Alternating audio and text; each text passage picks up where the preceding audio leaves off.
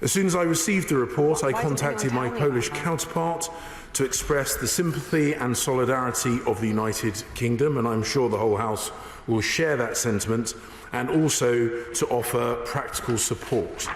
I then spoke to my right honourable friend in a trilateral call with my right honourable friend, the Defence Secretary. Spoke to my right honourable friend, the Prime Minister, in a trilateral call with my right honourable friend, the Defence Secretary, whilst the Prime Minister was attending the G20 summit in Indonesia.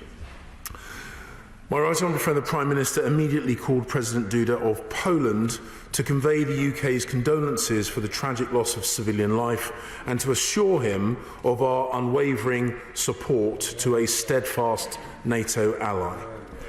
My right honourable friend, the Prime Minister, then spoke to President Zelensky about the latest situation and also attended an ad hoc meeting of G7 leaders called by President Biden to discuss the evolving situation. This morning I spoke to the Polish Foreign Minister and I commended Poland's decisive, determined but calm, professional response to the situation.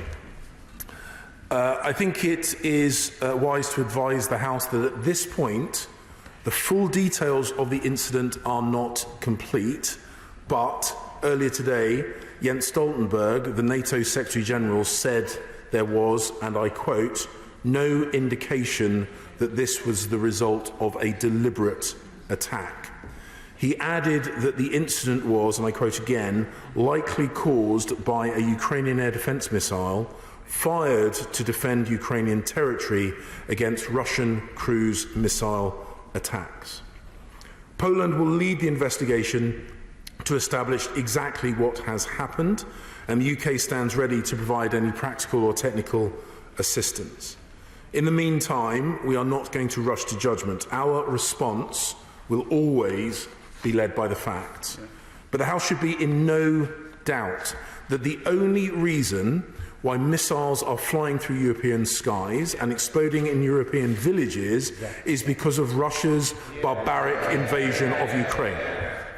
Secretary General Stoltenberg was absolutely right when he said today that what occurred in Poland is not Ukraine's fault, and that Russia bears the ultimate responsibility. Yesterday, Putin launched one of the heaviest attacks since the war began, firing wave upon wave of more than 80 missiles at Ukrainian cities, obliterating homes of ordinary families, destroying critical national infrastructure, and depriving millions of Ukrainians of power and heat just as winter sets in. This brutal air campaign is Putin's revenge for Ukraine's successes on the battlefield, where Russian forces have been expelled from thousands of square miles of territory, and now he is trying to terrorize the people of Ukraine and break their will by leaving them shivering in cold and darkness. I have no doubt he will be unsuccessful in that endeavor. But this is why Britain is helping Ukraine to strengthen its air defences. We have provided over 1,000 surface-to-air missiles thus far, and I know the House will be united in our support for Ukraine's right to defend her territory and her people. On Monday, I signed a memorandum of understanding as part of our £10 million commitment to help the Ukraine rebuild its critical energy infrastructure.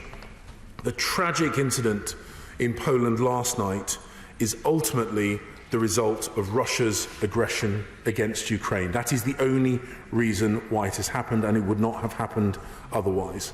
And that is why the UK and our allies stand in solidarity with Poland, and that is why we are determined to support Ukraine until they prevail and their country is once again free. Mr. Deputy Speaker, I commend the statement to the House.